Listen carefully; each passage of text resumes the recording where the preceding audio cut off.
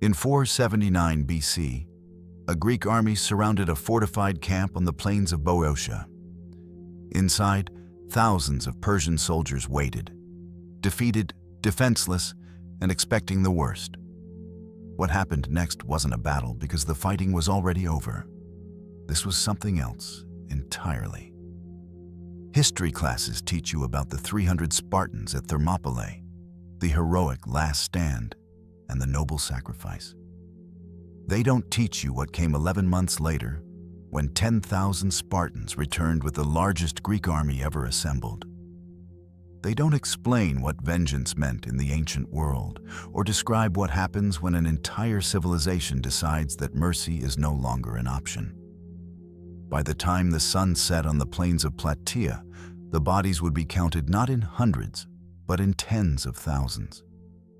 The survivors, all 3,000 of them from an army that had numbered over 100,000, would carry home a message that would echo across the Persian Empire. This is the story of how ancient Greece answered Thermopylae and why even the victors would struggle with what they had done. August 480 BC. At the narrow pass of Thermopylae, King Leonidas lies dead with his body mutilated on Xerxes' orders. Beheaded, crucified, and displayed as a warning, he was surrounded by 300 Spartan warriors, 700 Thespians, and 400 Thebans, all dead. The Persians hadn't just killed them, they made examples of them. Xerxes ordered the Greek corpses stripped and left to rot in the summer heat for 3 days while his army marched past the decomposing bodies. Look at the invincibles. A Persian commander might have laughed, kicking a broken shield. They died for a patch of dirt that now belongs to the King of Kings. But Thermopylae was never meant to be a victory. It was a transaction where lives were traded for time. As Persian forces swept south into Greece, the question became, what would that time purchase? The answer was blood. September 480 BC. Mardonius, Xerxes' most trusted general, leads the Persian army through central Greece. City by city, the advance continues. Thebes is burned to the ground with every building and temple turned to ash. Plataea receives the same treatment of systematic destruction and erasure. Then comes Athens. The Persians enter an evacuated city where the civilian population had already fled to Salamis and the Peloponnese. What remains are empty streets, abandoned homes, and the temples on the Acropolis. The Persians torch everything. The Parthenon, ancient even then, burns alongside the temple of Athena Polias. The fires burn for days until Athens exists only as a scorched memory on a hilltop. This wasn't just warfare. This was systematic cultural destruction meant to erase Greece from the earth. To the Greeks watching from the islands, the smoke rising from the Acropolis wasn't just a signal of lost property. It was the scent of their gods being insulted. Through the winter months of 480 to 479 BC, Mardonius pulls his army back to Thessaly and Macedonia. His force still numbers over 100,000, including Persian infantry, cavalry, and Greek allies from cities that chose to submit rather than resist. These Median Greeks, Thebans and Thessalians, were now the ultimate targets of Spartan and Athenian rage. In the eyes of a Spartan, a Persian was an enemy, but a pro-Persian Greek was a traitor. In Sparta, the winter passes differently. Pausanias, nephew of the dead Leonidas, is named regent. He's young and untested in major command, but he carries the weight of his uncle's death. Around him, the Spartan assembly debates. Some argue for caution, while others demand action. But there's a third option present in every discussion. What kind of victory are they preparing for? Do you hear the wind? An elder might have whispered. It carries the smell of the Acropolis burning. We are not just preparing for war. We are preparing for a funeral for an empire. By spring, It is clear that this war is no longer about survival. The Greeks have held at Salamis, and now they have a choice about what comes next. Spring 479 BC. Mardonius tries diplomacy first by sending Alexander the Fur of Macedon to Athens with a generous offer. He promises the complete reconstruction of Athens, Persian gold to rebuild every temple, territorial expansion, and autonomy within the Persian Empire. All Athens has to do is abandon the Greek alliance. The Athenian assembly gathers in their temporary refuge on Salamis, living in tents with their city a ruin across the water. The Persian offer would solve every immediate problem they face, yet they refuse. The Spartan ambassadors, terrified that Athens might accept, send a frantic embassy to remind them of their shared Greek blood. The Athenians didn't just decline. They threatened to execute anyone who suggested accepting. One council member, Lycidas, who spoke in favor of considering the offer, was stoned to death by the crowd on the spot. Even more chilling, the Athenian women, hearing of the betrayal, went to Lycidas's house and stoned his wife and children to death. "Tell Mardonius," the Athenian leaders declared, "as long as the sun follows the same course it does now, we will never make peace with Xerxes. There will be no negotiation." Mardonius responds by returning to Athens and finishing what the first burning started. Buildings are demolished, wells are filled with rubble, and agricultural land is salted. When the Persians withdraw again, Athens exists only as scattered stone and ash. Mardonius pulls back to the plains near Plataea and chooses his ground carefully. The Asopus River provides water, while the flat plains favor his cavalry, the Persian army's greatest advantage. He constructs a massive fortified camp, a city of wood, with walls 10 feet high and defensive towers. The Athenians send urgent messages to Sparta. "March now, or we are lost." For weeks, Sparta hesitates behind the fortifications of the Isthmus of Corinth. They were building a wall to protect their own peninsula, effectively abandoning northern Greece. But then the Athenian ambassadors delivered an ultimatum. If Sparta didn't march, the Athenian fleet would join the Persians. That threat worked. Pausanias mobilized the full military might of the Peloponnesian League. It wasn't just a small contingent, it was an exodus. 5,000 Spartan Hoplites, the full citizen levy, led 35,000 Helots and 5,000 Perioikoi.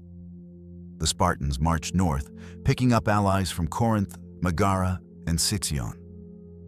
The Athenians joined with their remaining 8,000 Hoplites. By the time the combined Greek army reaches the hills, it numbers nearly 110,000 men. This was the largest Greek army ever assembled in history.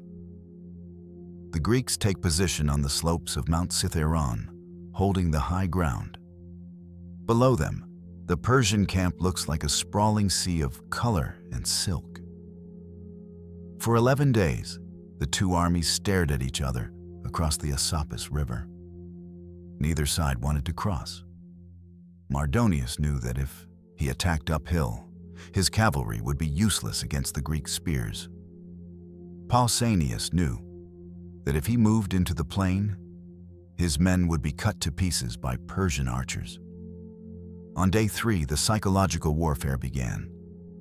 Persian cavalry probes too close and an Athenian unit engages them.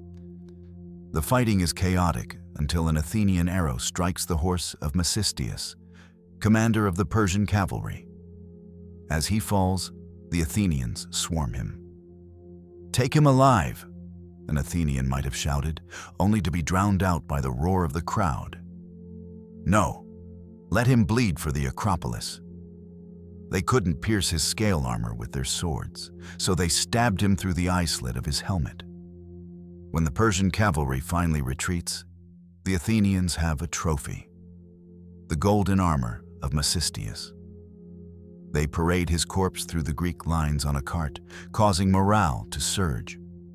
On the Persian side, the wailing can be heard across the plain. Masistius was Mardonius's most trusted friend. The psychological balance had shifted from confidence to a desperate need for revenge. Days pass with skirmishing until Mardonius realizes he can win without a direct fight. He sends his cavalry to destroy the Gargantian spring, the Greeks' primary water source. Under cover of darkness, Persian horsemen poison the water with dirt and corpses. By morning, 110,000 Greek soldiers have no water and no food, as Persian cavalry had also intercepted their supply wagons in the mountain passes. Pausanias, Aristides, and the other commanders face an impossible choice: die of thirst, retreat in the open, or attack across unfavorable ground. Pausanias orders a complex nighttime maneuver to reposition the army closer to the town of Plataea, where there is more water. But the retreat becomes a disaster.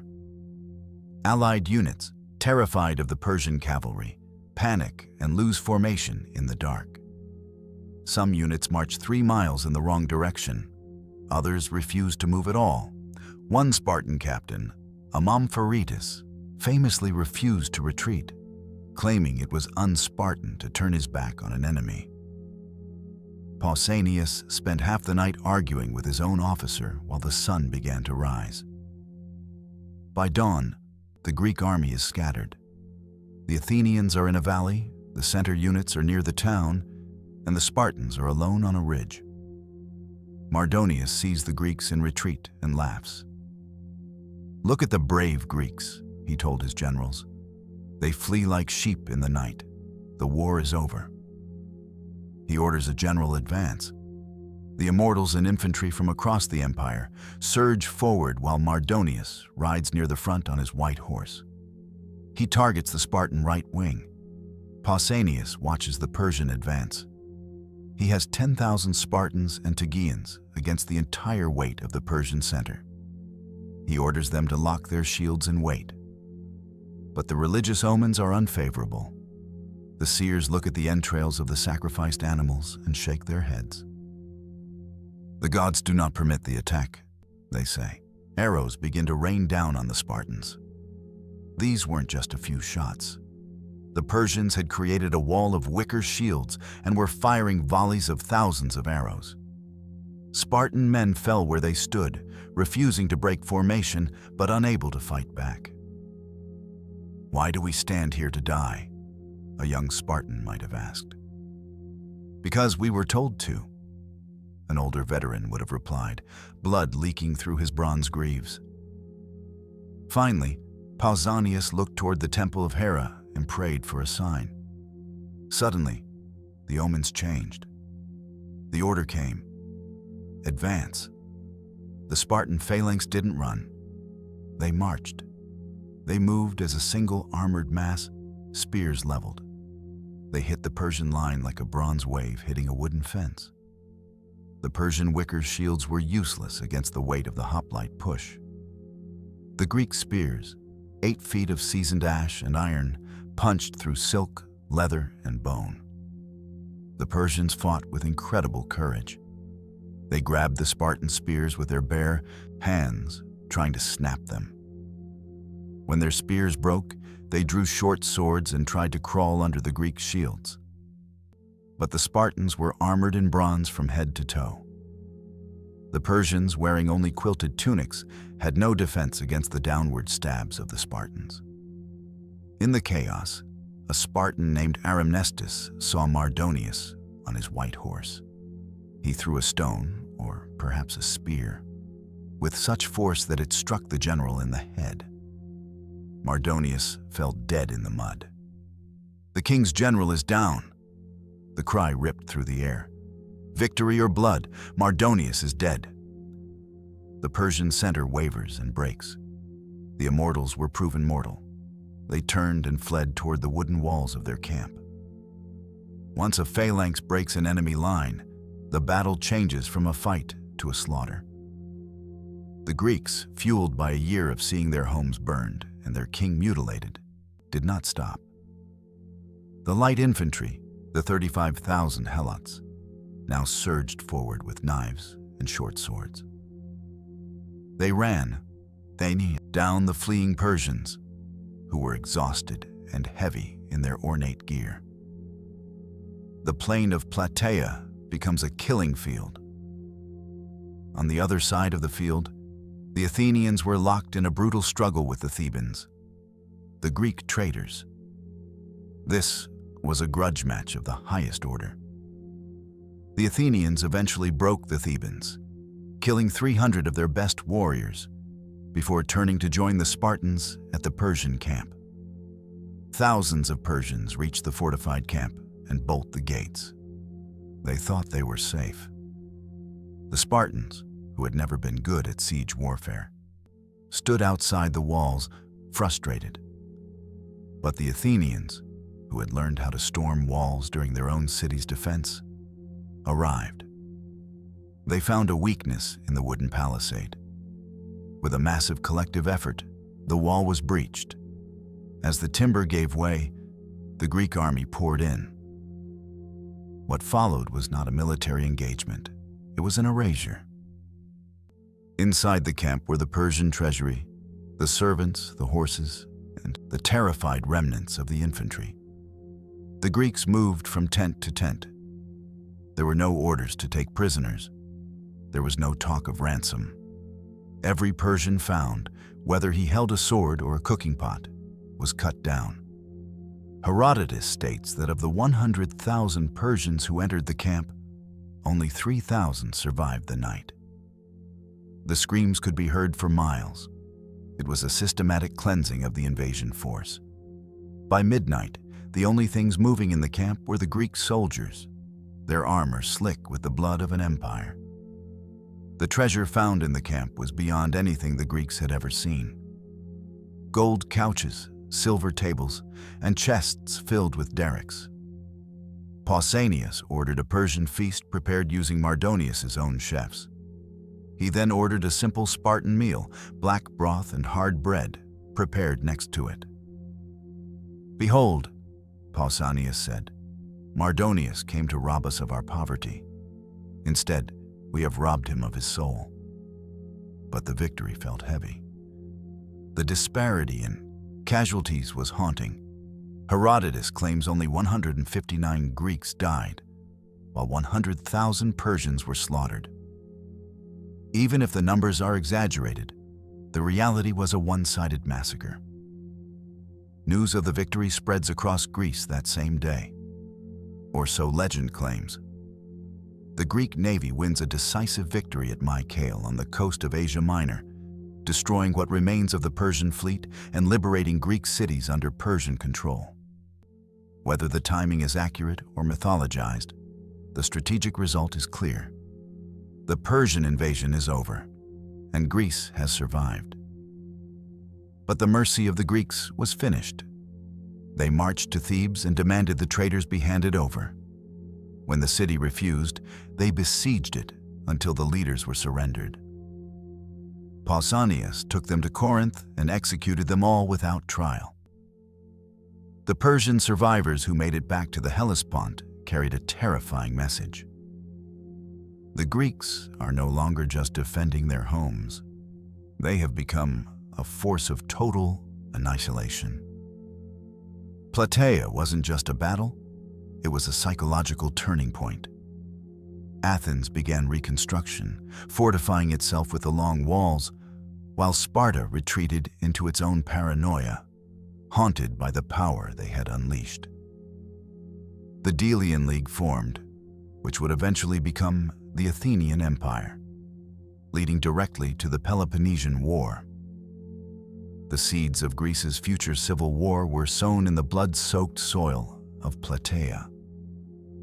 The monument erected at the site, the Serpentine Column, listed the names of the cities that fought. It celebrated the liberation of Greece, but it remained silent about the 100,000 men who were slaughtered after the walls fell. It didn't need to speak. The silence of the Persian Empire was loud enough. They didn't just defeat the Persian army. They erased it to ensure that the price of killing Spartans is annihilation. The Greeks won their freedom, but they also learned what they were capable of when mercy was no longer an option. Thermopylae is remembered for its noble sacrifice. But Plataea reminds us that the most troubling moments in history aren't always the defeats. Sometimes they're the victories. It forces us to ask, what does it cost a civilization to win by becoming the very thing they feared? If this forgotten history moved you, subscribe. Every subscription helps us unearth the next buried truth and fight historical erasure. We refuse to let their voices fade into the dust.